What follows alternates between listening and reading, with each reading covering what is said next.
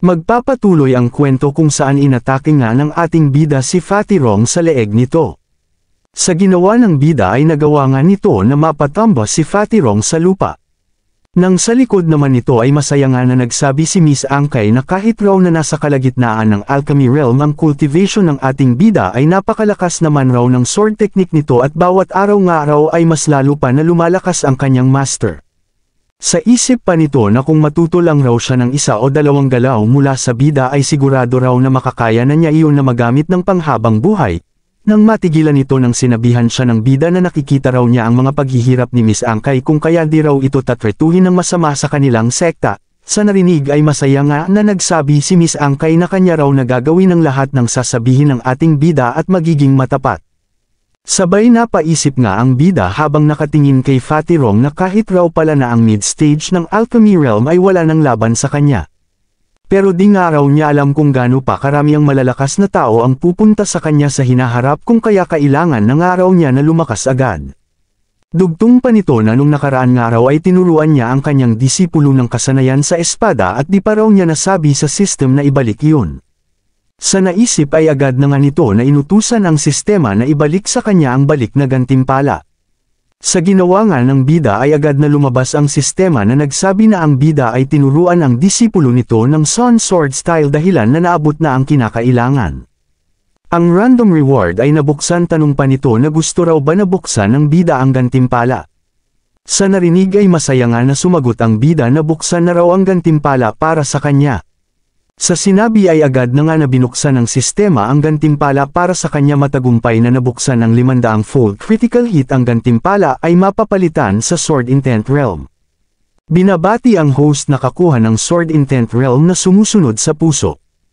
Ang Sword Intent Follow Introduction, may kakayahan na makontrol ng bida ang Sword Intent kahit kailan ito gusto.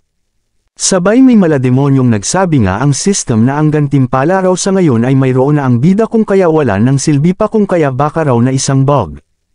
At kapag raw na naulit pa iyon ay may penalty raw ang bida na matatanggap.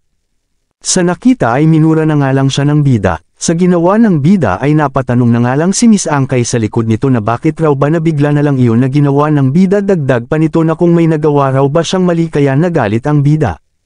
Sa narinig ay sumagot nga ang bida na di naman raw si Miss Angkay ang dahilan may naalala lang raw siya na nakakainis. Nang iniba na nga ni Miss Angkay ang usapan at sinabi na si Fatty Rong raw ay walang depensa sa estadong iyon. Kung kaya ano raw kaya naputulin na nila ang ulo nito para mamatay na. Sa narinig ay sumagot nga ang bida na pwede naman raw na gawin iyon ni Miss Angkay ng sarili lang nito habang kinuha nga nito ang golden core ni Fatty Rong. Habang sa isip naman ni Miss Angkay na ang pinakamahalaga raw sa isang cultivator ay ang golden core nito at halata na nga raw na ibibigay sa kanya ng bida ang golden core na iyon. Sabay nagpasalamat nga ito sa regalo ng bida. Sa narinig ay napaisip nga ang bida na nagbigay lang raw siya ng isang lalaki kay Miss Angkay pero sobrang saya na nito tanong pa nito na ganun raw ba talaga ang mga babae sa mundo ng cultivation. Sabay namumula nga na sumagot ang bida na di na raw kailangan pa na magpasalamat ni Miss Angkay. At iyon raw ay isa lang na common sense ng babae sabay sinabihan nga nito si Miss Angkay na mag-ingat at wag hayaan na masaktan ang sarili. Sa narinig ay gulat nga na naisip ni Miss Angkay na ang bida nga raw ay nagbigay ng babala sa kanya-kanya raw na naiintindihan. Dagdag pa nito na kahit nga raw na maganda ang golden core para sa kanyang cultivation ay di raw siya pwede na maging sakim dahil pag ginawa niya raw iyon ay maaari niya na masaktan ang sarili niya. Kung kaya dapat ay dahan-dahan lang raw siya para makabuo ng pundasyon at balang araw ay makakarating din siya sa Golden Core Realm. At ang bida raw ay talagang mabait sa kanya kung kaya di niya raw talaga bibiguin ang bida. Sabay nagsaad na nga ito na kanya raw natatandaan ang mga sinabi ng bida sa kanya. Samantala habang nag-uusap ang dalawa ay mapag-aalaman na pinagmamasdan pala sila ni Shiyu sa di kalayuan. Saad nga nito na kakaibang araw ang bida kahit nasa True Yuan Realm nga lang raw ito ay ang lakas naman nito ay di mas mahina sa Golden Core Realm na cultivator. Dagdag pa nito sa katakot-takot nga raw na sword intent ng bida ay baka nasa Nascent Soul Realm na nga raw ito. Pero ayon nga raw sa kanyang nakalap na impormasyon ay mababa lang raw ang cultivation nito.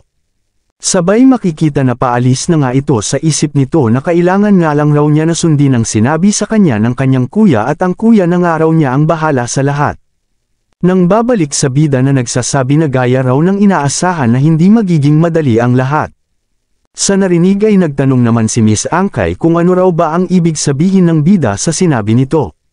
Sa tanong ay sinagot nga siya ng bida na may nakamasid nga raw sa kanila mula sa malayo. Sa narinig ay napaisip nga si Miss Angkay na katakot-takot nga raw ang bida di nga man lang raw niya naramdaman na may nakamasid sa kanila. Sabay agad nga na nagpakawala ng atake ang ating bida sa direksyon kung saan ito naramdaman ang nakamasid sa kanila. Sa isip nga ng bida na malas nga raw ang tao na nakamasid sa kanila dahil kahit na mababa ang kanyang cultivation ay ang kanya naman raw na sword technique ay lubhang malakas. Nang lilipat kay Shiyu na napapaisip na di niya raw lubos akalain na mahahanap siya ng bida ng ganun kabilis ang kakayahan nga raw ng bida ay talagang mahusay. Sa kabilang banda ay napapaisip nga si Miss Angkay na ilang beses na nga raw niya na nakita ang sword technique ng kanyang master pero pakiramdam nga raw niya na mas lumalakas pa ang kasanayan ng bida sa espada. Nang nagsaad naman ang bida na kung sasabihin raw ni Shiyu na ito ay napadaan lang ay di raw siya maniniwala dito. Sa narinig ay nagtanong nga si Shiyu na maniniwala raw ba ang bida kapag sinabi niya dito na siya ay na-inlove sa bida kung kaya pinagmamasdan niya ito. Sa narinig ay nagyabang na nga agad ang bida na mukhang mahirap daw pala talaga ang maging gwapo. Nang matigilan nga ang mga ito ng pasigaw na nagtanong si Miss Angkay na kung ano raw ba ang dahilan kung bakit sila pinagmamasdan ni Shiyu kapag raw din ito sinabi sa kanila ay wag raw siya nito nasisihin kung siya ay maging walang awa. Sa narinig ay nenas nga si Shiyu saad nga nito na magkausap nga raw sila ng bida kung kaya sino raw ba ang nagbigay ng pahintulot dito na magsalita. Pagtapos ay agad nga nito na inatake si Miss Angkay upang turuan ng leksyon, sa nakita ay pinagpapawisan na nga lang na naisip ni Miss Angkay na di niya raw kaya na mapigilan ang atake sa kanya ni Shiyu. Pero agad na nawala ang kanyang pag-aalala ng ang bida na nga ang sumalubong ng atake ni Shiyu. Pagtapos ay agad nga nito na inutusan si Miss Angkay na umatras. Nang agad nga ni Miss Angkay na inasar si Shiyu sa isip pa nito na nandyan naman raw ang kanyang master upang siya ay protektahan at mas mahalaga raw siya sa bida kesa sa walang kwentang babae na gaya ni Shiyu. Sabay babalik sa bida na sinabihan si Shiyu na kahit nga raw mali ang ginawa ng kanyang disipulo ay wala naman raw na karapatan si Shiyu na turuan ito ng leksyon. Sabay tanong nga nito na kung ano ang balak nila ng kuya nito kung di raw nito sasabihin sa kanya ay di niya raw ito hahayaan na umalis. Sa narinig ay sinagot naman siya ni Shiyu na di raw siya naiintindihan ng bida paano naman raw ba na ang mahinang kagaya niya ay magagawa na kalabanin ang bida. Pagtapos ay agad nga ito na nagpakawala ng atake na nagmumula sa kanyang bibig. Sabay sinabihan nga nito ang bida na mag-ingat baka raw na ma-inlove na ito sa kanya. Subalit agad nga lang na hinawi ng bida ang atake nito nang parang wala lang sabay sabi nga nito na kaya raw siya single hanggang sa ngayon dahil sa kanyang lakas. Kasabay noon ay agad na nga ito na umatake patungo kay Shiyu gamit ang kanyang teknik na may pangalan na Break the Heaven. Habang umaatake ay sinasabi nga nito na mabuti raw na magsalita muna ng malinaw si Shiyu bago ito umalis. Subalit sinabihan lang naman siya ni Shiyu na kapag nga raw din ng bida matanggap ang kabutihan ng iba ay talagang magiging malungkot nga raw iyon. Baliwalain na nga lang daw ng bida at siya ay aalis na. Sa isip naman ng bida na may mahusay nga raw na depensa si Shiyu kung kaya imposible na nga raw na mapigilan pa niya ito na umalis. Dahil sa napagtanto ay agad na nga lang nito na niyaya si Miss Angkay na umalis na. Nang lilipat kay Yutang na nakaupo sa isang silid, nang napalingon nga ito sa isang direksyon ng parang may napansin. Nakita nga nito ang kanyang kapatid sa nakita ay agad nga na nagtanong si Yutang na gaano raw ba kalakas ang bida. Sa tanong ay sumagot nga si Shiyu na kahit nga raw na nasa True Yuan Realm lang ang bida ay di naman raw ito mas mahina sa nilalang na nasa antas ng mid-level ng Alchemy Realm at kahit nga raw si Fatirong ay nagawa ng bida na matalo. Nang tinanong naman siya ni Yutang kung nasaktan raw ba ito. Sa narinig ay sumagot nga si Shiyu na bago nga raw siya umalis ay nakita siya ng bida at nagkaroon lang ng kaunting usapan. Sa narinig ay tinignan pa nga ni Yutang ang kalagayan ng kanyang kapatid kung may pinsala ba ito na natamo. Nang nagsaad naman si Yutang na di nga raw niya akalain na ang isang nilalang na nasa True Yuan Realm ay magagawa na magamit ang sword intent kahit nga raw ang kanyang kapatid ay tinamaan ng atake nito. Dagdag pa nito na interesado nga raw ang nangyari kung kaya pupuntahan nga raw niya ang bida para makita. Pagtapos ay wala na nga napaligoy-ligoy ay umalis na ito upang puntahan ang bida. Makikita na nakasakay nga ito sa isang nilalang na parang dragon, nang lilipat ang eksena sa bida kasama si Miss Angkay na naglalakbay. Nang matigilan nga ang bida sa paglalakad sandali, sabay nagsabi nga ito na kung sino man raw ang nasa paligid ay lumabas na nga raw ito at di naman raw ito isang big shot. Sa narinig ay agad na nga na naghanda sa laban si Miss Angkay sa isip pa nito na kailangan nga raw niya na protektahan ang mga tao sa valley kung sakali na may laban na maganap. Sabay babalik sa bida na nagsasaad sa may seryosong muka na kung di raw lalabas ang nilalang na nasa paligid ay wag raw siya nito nasisihin sa kanyang gagawin. Sa sinabi ng bida ay tuluyan na nga na lumabas ang lalaki at nagsabi na kahit nga raw nasa True Yuan Realm lang ang bida ay natalo na nga raw agad nito ang isang nilalang na nasa Alchemy Realm. Talagang malabayani nga raw ang mga katangian ng bida. Makikita na si Yutang nga ito na nakangiti pa sa harap ng bida na parang walang ginawang kasalanan. Sa nakita ay sinabi nga ng bida na si Yutang raw ay di isang kaaway. Sa sinabi ng bida ay agad nga na sumang-ayon doon si Miss Angkay. Sabay nagsaad pa nga ang bida na nagsabi na di naman raw siya pinuntahan ni Yutang para lang mag-usap di raw ba. Sa narinig ay sumagot nga si Yutang na syempre raw sapagkat nagpunta raw siya para pag-usapan ang pakikipagtulungan sa bida. Sa narinig ay tinanong nga siya ng bida na kung tingin raw ba nito na may pag-asa pa na magtulungan sila. Sumagot naman si Yutang na kung ano raw ba ang ibig sabihin ng bida. Sinagot naman siya ng bida na bakit raw ba na di na ipaliwanag sa kanya ni Yutang kung bakit. Sa narinig ay naglabas nga si Yutang ng isang bagay at nagsabi na alam na nga raw niya kung bakit at natural nga lang raw na magalit ang bida. Pero may sasabihin nga raw siya kaya sana nga raw na maintindihan ng bida ang kanyang sasabihin. Sabay nag-abot nga ito ng 100 na Spirit Stone bilang paghingi ng tawad sa bida. Sa nakita ay nagsaad naman ang bida na kanyang araw na naiintindihan si Yutang pero ang pera daw ay wala sa kanya. Sabay naglapag nga ng 1,000,000 ang bida at nagsabi na umalis na raw sa kanyang harapan si Yutang. Sa isip pa ng bida na siya nga raw ay mayaman kung kaya wala raw nasilbi ang pag-alok nito sa bida ng pera. Habang sa isip naman ni Yutang na gaya raw ng inaasahan masyado pa nga raw na maliit ang 100 Spirit Stone para sa bida. Sa napagtanto na walang silbi ang Spirit Stone ay naglabas na nga ito ng kayamanan para ibigay sa bida. Ang kayamanan nga na nilabas nito ay isang Earth Element Spirit Chi at ang kayamanan nga raw na iyon ay talagang mahalaga sa taong nasa antas ng Alchemy Realm kaya sana raw ay matanggap ng bida ang kanyang paghingi ng tawad. Sa nakita ay gulat na naisip ng bida na balak nga lang raw niya na magpanggap pero di nga raw niya inaasahan na makakatanggap siya ng ganung kayamanan. Sa isip pa nito habang may itsurang walang maganda na gagawin na ang bilis nga raw na maglabas ng ganun na kayamanan ni Yutang kung kaya sigurado daw na may mas maganda pa itong kayamanan na nakatago lang. Sabay nagsaad na nga ito na ang kayamanan nga raw ni Yutang ay maliit lang at di pa sapat na makuha ang kanyang atensyon. Sa narinig ay napaisip na nga lang si Yutang na tingin raw ba ng bida na madali lang siya na maapi, kung di nga lang raw sana niya kailangan ang bida ay ipapakita nga raw niya dito kung gaano siya kasama. Pero dahil nga alam niya na kailangan niya rin ang bida ay agad na nga ito na naglabas ng mas makapangyarihang kayamanan na may pangalang Water Spirit Chi. Kung ayaw pa nga rin daw tanggapin ng bida ay kalimutan na raw nila ang pagtutulungan. Samantala sa isip naman ng bida na baka nga raw sapat na iyon at baka kapag naging labis pa siya ay baka ma-offend pa niya si Yutang. Sa ngayon nga raw ay mahina pa ang kanyang sekta kung kaya di raw pwede na magkaroon sila ng maraming kaaway kaya dapat nga raw ata natanggapin na niya ang alok nito. Sa napagtanto ay agad nga na umakbay ang bida kay Yutang at nagsabi na simula nga raw ngayon ay kapatid na ang tawag niya kay Yutang. Subalit sa utak naman ni Yutang na kung sa edad nga lang raw ay dapat na siya natawagin na lolo ng bida. Pero agad na nga niya na binaliwala ang nasa isip at nagsabi na ang akala nga raw niya na galit sa kanya ang bida kanina. Sa narinig ay agad naman iyon na tinanggi ng bida sapagkat di nga raw siya galit dito at ang sinabi nga raw sa kanya ni Yutang ngayon lang ay kakaiba. Sa susunod nga raw na sabihin pa sa kanya iyon ni Yutang ay talagang magagalit na raw siya. Sumagot naman si Yutang na humingi ng tawad sa kanyang sinabi sana nga raw na di yun pansinin ng bida. Sabay masaya na nga na naglakbay ang tatlo habang ang bida ay niyayaya si Yutang na makipag-inuman sa kanya. Sa pag-aya ng bida ay agad naman na pumayag si Yutang. Habang sila ay naglalakad ay napapaisip na nga lang si Miss Angkay na kakaibang araw talaga ang kanyang master. Kaninang araw ay masyadong mabigat ang aura sa paligid pero sa isang kisap mata nga lang raw ay maayos na ang lahat na parang ang kanyang master at si Yutang ay matagal na magkaibigan.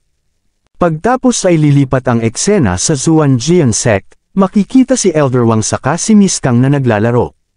Saad nga ni Elder Wang na narinig nga raw niya na nakatakas ang bida sa Forbidden Land. Sumagot naman si Miss Kang na totoo nga raw at may problema nga raw ngayon sa Tushaw Sect. At ayon nga raw sa nakalap niya na impormasyon ay ang Tushaw Sect raw ay nagre-rebelde sa kanila. Sa narinig ay nagtanong lang naman si Elder Wang na paano naman raw na magagawa ng isang nilalang na makalaban ang langit.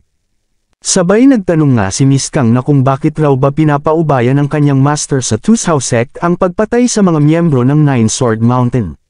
Sa tanong ay sumagot nga si Elder Wang na ang prefecture ay humaharap sa ating sekta at ang Genuine Sect ay nasa aksidente pa rin kahit raw na na-aksident ang mga ito ay malamang nga raw na naghihintay lang ng tamang oportunidad ang mga ito.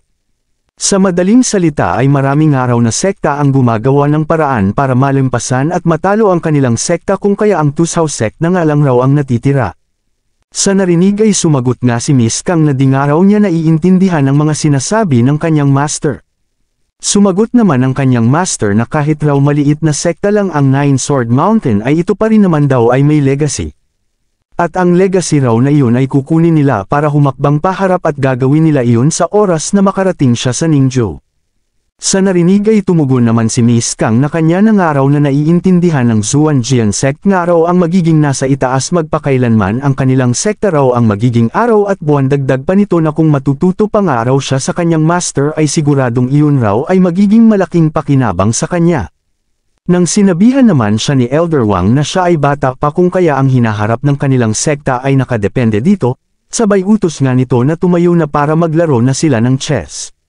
Sa narinig ay agad naman na pumayag si Miss Kang sabay tanong nga nito kung paano ng kanyang master haharapin ang Forbidden Land. Sa tanong ay sumagot nga si Elder Wang na hayaan raw nila na si Ling Ping ang magpunta. Magbibigay nga raw siya ng utos na ito na ang bahala sa Tushaw Sect at dalhin sa kanya si Yu Zhangfeng. Pagtapos ay lilipat ang eksena sa isang kuweba kung saan sa loob ay may masayang nagtatawanan. Makikita sa loob ng kuweba ay masaya nga na nag-uusap si Yutang at ang bida habang nag-iinuman. Tanong naman ng bida na kung ano raw ba ang tingin ni Yutang sa kanilang inumin. Sa tanong ay sumagot nga si Yutang na may kakaibang araw sa kanilang iniinom. Nang nagsaad naman ang bida na ang alak nga raw ay masarap pero kailangan na raw nila na pag-usapan ang dapat na pag-usapan. Sa kabilang banda ay napapaisip naman si Yutang na ang bilis nga raw magbago ng ugali ng bida. Di nga raw niya alam kung ano ang tinatago nito.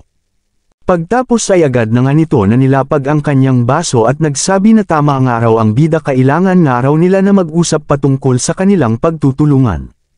Pagtapos ay agad na nga ito na naglabas ng isang bagay na mayroong imahe ng Tushaw Sect.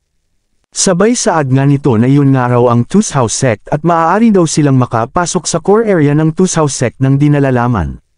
Dagdag pa nito na kung nahuli nga raw ang disipulo ng bida ay maaari daw ito na sumama sa kanya para iligtas ito.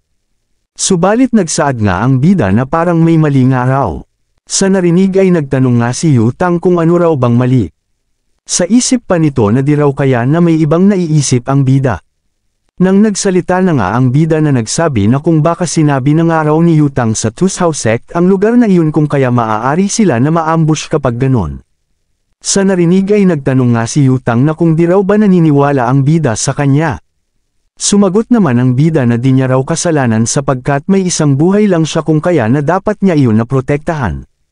Sa narinig ay napabuntong hininga nga si Yutang. Sabay nagsabi nga ito na kung iniisip raw ba ng bida na may palihim siyang koneksyon sa Tushaw Sect. Sumagot naman ang bida na di nga raw sa ganun pero siya ay isa lang na true Yuan realm kung kaya kailangan niya na mag-ingat. Dahil sa nakita na walang tiwala sa kanya ang bida ay nagkwento nga si Yutang noon raw ay magkaibigan sila ni Gang Yu. Isang araw ay nakipagsanib puwersa nga raw si Gang Yu sa Zuanjian Sect at isang araw nga raw ay pinagtangkaan nito ang kanyang buhay dahil din doon ay namatay ang isa niyang kasamahan. Sa narinig ay napaisip nga ang bida na base nga raw sa itsura ni Yutang ay mukhang nagsasabi nga raw ito ng totoo kung kaya maniniwala nga raw siya dito. Sabay nagsaad nga ito na iyon nga raw ay nakaraan na kung kaya wag na nga raw na magbanggit pa si Yutang ng malungkot na bagay.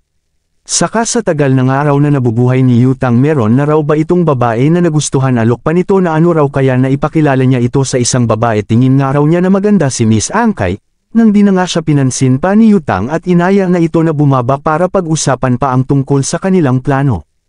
Sa narinig ay masaya nga na nasabi ng bida na sige nga raw at mag-usap sila patungkol sa plano. Mabuting araw na tulungan muna nila ang isa't isa at pag-usapan na lang ang mga babae sa susunod. Pagtapos ay lilipat ang eksena kay Gang Yu na nagtatanong sa kanyang mga tauhan na kung may kapaki-pakinabang na raw ba na nakuhang impormasyon ang mga ito patungkol sa bida. Nang nagsaad naman si Elder Shang na nagsabi na balita nga raw niya na ang traidor na si Yutang ay nakikipagtulungan kay Yu Zhangfeng sa ngayon. Sa narinig ay naisip nga ni Gang Yu na ngayon nga raw na nakisali na si Yutang sa sitwasyon ay magiging mahirap na nga raw para sa kanya. Pero kahit ano pa raw mas kailangan nga raw niya ngayon na palakasin ang kanyang mga sundalo. Mga mahihinang nilalang lang raw ano ba daw ang dapat na ikatakot doon. Sabay tanong nga nito sa mga elder na kung ano raw ba ang naiisip na solusyon ng mga ito. Nang nagsalita naman ang second elder na si Jiang Gui na nasa antas ng alchemy realm na nga raw si Yutang kung kaya kailangan nila na mag-ingat dito. Sa narinig ay nagtanong naman si Gang Yu na kung ano raw ba ang naiisip ni Jiang Gui. Sa narinig ay sumagot nga si Jiang Gui na ngayon nga raw ay nakikipag-usap na si Yutang sa bida para kalabanan ang kanilang sekta. Bakit raw ba na di siya payagan ni Gang Yu na gamitin ang secret passage upang mabantayan niya si Yutang? Pagtapos ay mamumuno nga raw siya ng mga disipulo para mahuli ang mga ito pagtapos sa kanya raw ibabalik ang kanilang young master. Samantala sa isip nga nito na kung di lang raw sana nung araw na yun ay di raw sana siya magiging elder ng walang kwentang Tusao sect at pagtapos nga raw nito di na raw talaga siya babalik sa Tusao sect kahit kailan. Nang matigilan ito nang nagsabi si Gang Yu na may mali nga raw doon. Nang nagsaad naman ang ikatlong elder na si Liu Yi na kailangan nga raw nila ng tulong ng first elder pati ng second elder para harapin ang bida sa si Yutang pagdating naman raw sa pagiging espiya ipaubaya na nga raw sa kanya ni Gang Yu. Sa isip pa nito na ang kanyang kuya raw ay tinuruan siya kung paano mag-cultivate ngayon raw kailangan na may gawin siya dati nga raw ay wala siyang kwenta pero ngayon kailangan na niya na lumaban. Dagdag pa nito na ang second elder nga raw ay kilala ang kanyang kuya na si Gang Yu kung kaya baka kapag hinayaan nga raw nila ito na makaalis ay delikado sapagkat marami nga raw itong sekretong alam, at doon na po nagtatapos guys maraming salamat sa panunood shoutout.